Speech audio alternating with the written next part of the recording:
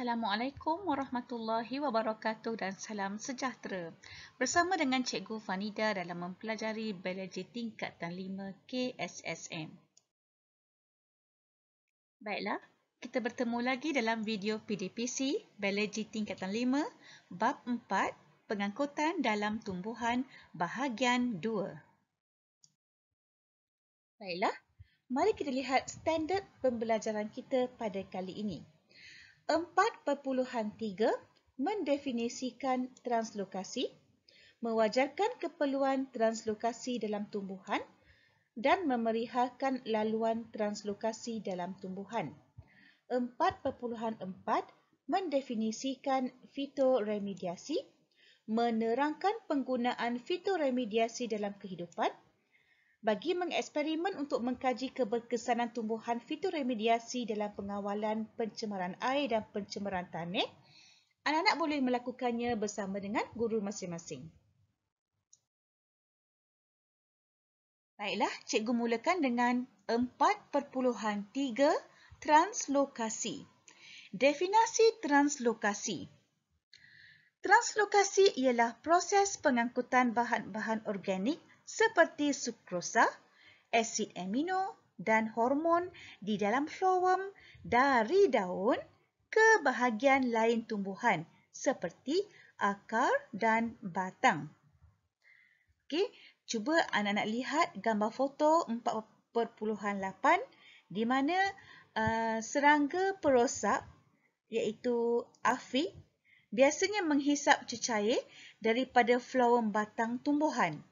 Jika kandungan sap daripada floem batang tumbuhan yang dihisap oleh aphid itu kita analisis, cecair tersebut didapati mengandungi sukrosa dan asid amino. Hal ini menunjukkan bahawa translokasi berlaku di floem tersebut. Baiklah, cuba anak-anak lihat satu soalan. Ini soalan dia. Di mana soalan ini berbunyi, racun serangga jenis sistemik dapat diserap dan diangkut ke seluruh bahagian tumbuhan. Adakah menyembur racun serangga jenis sistemik secara terus ke atas daun tumbuhan dapat membunuh serangga seperti aphid yang memakan pucuk tumbuhan? Kemudian jelaskan. Jadi apa jawapan dia? Okay, kita lihat jawapan dia. Okay, racun serangga jenis sistemik dia meresap ke dalam tumbuhan. Jadi, apabila aphid itu dia makan dan dia hadam tumbuhan tersebut, bahan kimia yang mengandungi racun tadi akan membunuh aphid. Okey? Baiklah, seterusnya keperluan translokasi dalam tumbuhan. Pertama, dia membantu tumbuhan untuk mengangkut hasil fotosintesis dari daun ke bahagian tumbuhan untuk pertumbuhan dan respirasi seperti akar, buah, hujung pucuk atau bunga yang sedang berkembang. Kedua, dia mengangkut hasil fotosintesis yang berlebihan di bahagian tumbuhan seperti rhizom, umbisi dan juga berbawang. Okay, mari kita lihat gambar rajah tersebut. Ini merupakan yang warna merah ni merupakan pergerakan air. Pergerakan air daripada dalam xylem, okey? Okay, yang warna hijau ni pula merupakan pergerakan sukrosa. Ini sukrosa daripada daun. Okey, adakah pergi ke bahagian-bahagian yang lain. Okey, kita lihat yang pertama dahulu. Ini ada nombor 1, 2, 3, 4, 5, 6 dan 7. Okey, kita lihat yang nombor 1 dahulu. Okey, dia kata sukrosa diangkut secara aktif ke dalam tiub tapis. Pertama. Kedua, pengangkutan sukrosa di dalam tiub tapis melalui sel rakan daripada sel daun akan mengurangkan keupayaan air di dalam tiub tapis. Okay. Hal ini menyebabkan air dari xylem meresap masuk ke dalam tiub tapis secara osmosis. Ini bahagian yang berdua ya. Yang ni. Okey, nombor 3 yang ni. Nombor 3. Peresapan air ini meningkatkan tekanan hidrostatik di dalam tiub tapis. Okey, nombor 4 yang ni. Peningkatan tekanan hidrostatik tadi, dia akan menyebabkan kandungan floem ditolak sepanjang tiub tapis sehingga ke organ tumbuhan yang lain. Okey, dan kelima, kandungan floem iaitu kandungan yang mengandungi sukrosa akan diangkut daripada tiub tapis ke dalam bahagian seperti batang, akar, pucuk, buah dan umbisi melalui pengangkutan aktif. Okey, kemudian keenam yang ni ya. Keupayaan air, ini H2O ni, keupayaan air yang tinggi di floem akan mengakibatkan resapan air kembali ke dalam xilem secara osmosis. Okey, dan yang ketujuh, transpirasi menarik air di sepanjang salur xilem melawan arah tarikan graviti. Okey, boleh ya nak-nak? Okay, cikgu teruskan lagi. 4.4 iaitu fitoremediasi. Apakah fitoremediasi? Sebelum itu, cuba lihat dulu penerangan yang akan cikgu berikan kepada anak-anak ini. Alam sekitar dan kesihatan manusia boleh terjejas jika air sisa daripada aktiviti domestik, pertanian, penternakan dan perindustrian tidak dirawat. Bekalan air akan dipenuhi dengan logam berat dan bahan pencemar. Keperluan pengurusan dan rawatan air sisa adalah penting bagi menangani krisis kekurangan bekalan air bersih, isu pencemaran sumber air dan kos rawatan air yang semakin meningkat. Bagi mengatasi masalah ini, kaedah fitoremediasi merupakan salah satu alternatif dalam merawat air sisa dengan menyingkirkan logam berat serta memerangkap nutrien dan mikroorganisma berbahaya. Rawatan fitoremediasi menggunakan tumbuhan akuatik yang dapat menyerap logam berat dan nutrien yang terdapat di dalam air sisa. Okey. Kita lihat definisi fitoremediasi. Fitoremediasi merupakan satu kaedah rawatan yang menggunakan tumbuhan untuk tujuan degradasi, pengekstrakan atau penyingkiran bahan pencemar di dalam tanah dan air. Antara contoh tumbuhan yang digunakan untuk fitoremediasi iaitu keladi bunting. Tumbuhan ini mempunyai akar yang panjang yang dapat mengumpul logam berat seperti kuprum dan plumbum di dalam air. Baiklah, kita lihat penggunaan fitoremediasi dalam kehidupan. Bunga matahari digunakan untuk remediasi tanah yang tercemar akibat letupan loji nuklear di Chernobyl, Rusia. Pada 26 April 1986, reaktor nombor 4 di loji janakuasa nuklear Chernobyl, Rusia meletup ketika satu ujian keselamatan. Asap yang penuh dengan bahan radioaktif itu terbang sejauh 2,334 km. Bunga matahari bertindak sebagai hyperaccumulator yang dapat menyingkirkan logam berat seperti zinc, kromium, kuprum, plumbum dan nikel serta bahan radioaktif seperti cesium dan strontium. Ini dia pokok bunga matahari yang digunakan untuk remediasi tanah yang tercemar akibat letupan loji nuklear di Rusia. Kedua, pokok kiambang. Pokok kiambang mempunyai kadar pertumbuhan yang cepat dan mampu mengakumulasi logam berat dan menyerap nutrien di loji kumbahan. Ini dia gambar foto pokok kiambang dan ini gambar di sebelah ini kita dapati akarnya panjang yang mana dia mampu mengakumulasi logam berat dan menyerap nutrien di loji kumbahan. Ketiga, akar pokok kangkung darat. Dia berupaya menyerap merkuri dari dalam tanah, manakala akar pokok kangkung air pula dapat menyerap logam berat kadmium daripada air.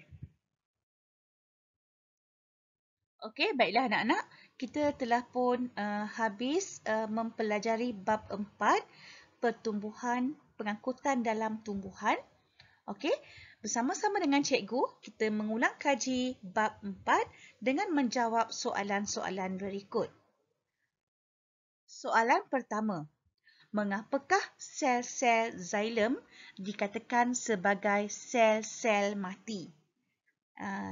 Dalam video yang sebelum ini, cikgu telah terangkan berkenaan dengan sel-sel xilem. Jadi, apakah jawapan ataupun kenapa dikatakan sel xilem ini sebagai sel mati? A. Mempunyai dinding sel yang sangat tebal dan kuat. B.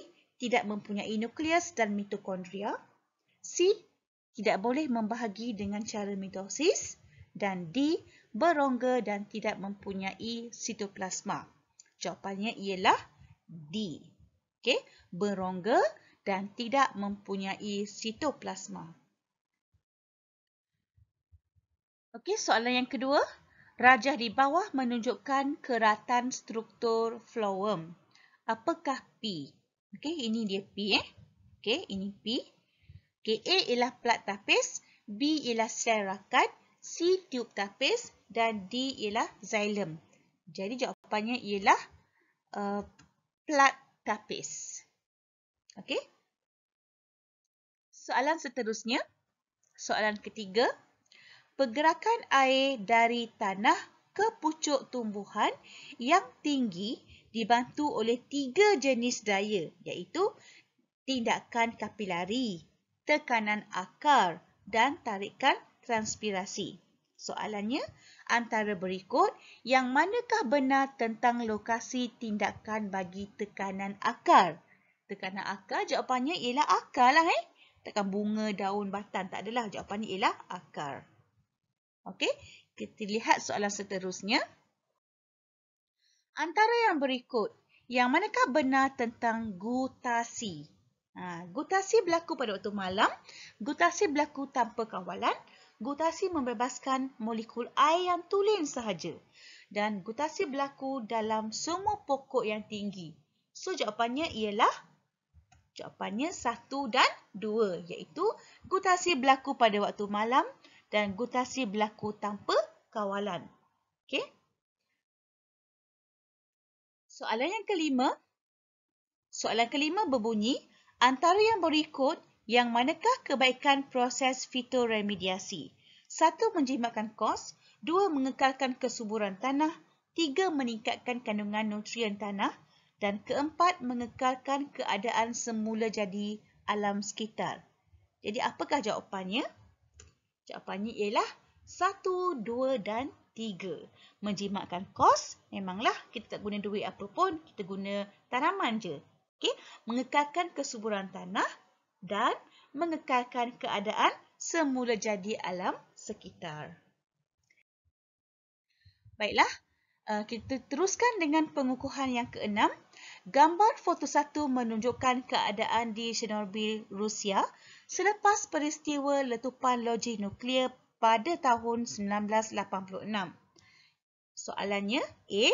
Salah satu kaedah yang digunakan untuk merawat tanah selepas letupan tersebut adalah dengan menyingkirkan bahan pencemar menggunakan tumbuhan. Apakah nama kaedah tersebut? Jawapannya ialah fitoremediasi. Okey. B. Cadangkan satu tumbuhan yang dapat digunakan dalam kaedah yang dinyatakan pada soalan A. So, tumbuhan yang digunakan ialah pokok bunga matahari. Okey. Seterusnya. Okey, soalan yang terakhir iaitu soalan pengukuhan 7. Encik Ahmad merupakan petani moden yang bercucuk tanam berdekatan kawasan perindustrian. Encik Ahmad membuat saliran di kebun sayurnya sebagai sumber air untuk menyiram tanamannya. Beliau juga membiakkan keladi bunting di dalam saliran tersebut. Wajarkan tindakan Encik Ahmad. Jadi Encik Ahmad ni dia telah bercucuk tanam di kawasan yang berdekatan dengan kawasan perindustrian, di mana kawasan perindustrian mempunyai banyak bahan pencemar. Jadi dia membuat saliran untuk kebun sayurnya sebagai sumber air dan kita tahu bahawa sumber airnya mempunyai bahan pencemar tersebut. Jadi dia menanam membiak keladi bunting di dalam salirannya. Jadi wajarkan tindakan Encik Ahmad. So jawapannya ialah bahan cemar industri terdapat di dalam air yang disalurkan ke kebun sayur Encik Ahmad. Jadi keladi bunting dapat menyerap bahan cemar tersebut dari air. Jadi air dipam untuk menyiram sayur-sayuran akan bebas daripada bahan cemar. Okey, baiklah anak-anak, mari kita imbas kembali apa yang telah kita pelajari dalam bab 4 iaitu pengangkutan dalam tumbuhan. Kita telah mempelajari bahan organik, air dan garam mineral dan fitoremediasi. Kita lihat bahan organik laluannya ialah akar, batang, pucuk dan buah melalui proses translokasi di mana dia diangkut oleh phloem. Air dan garam mineral pula diangkut oleh xilem yang mempunyai saloxilem dan juga trakit. Laluannya ialah tanah, akar, daun dan seluruh tumbuhan. Mekanisme ada 3 iaitu tarikan transpirasi, tindakan kapilari dan tekanan akar. Manakala proses kehilangan air, kita telah mempelajari proses transpirasi dan juga gutasi. Serta kita telah berbincang berkenaan dengan perbezaan bagi transpirasi dan juga gutasi. Seterusnya, fitoremediasi. Kita telah tahu berkenaan dengan definisinya dan kegunaannya pada pencemaran tanah dan pencemaran air.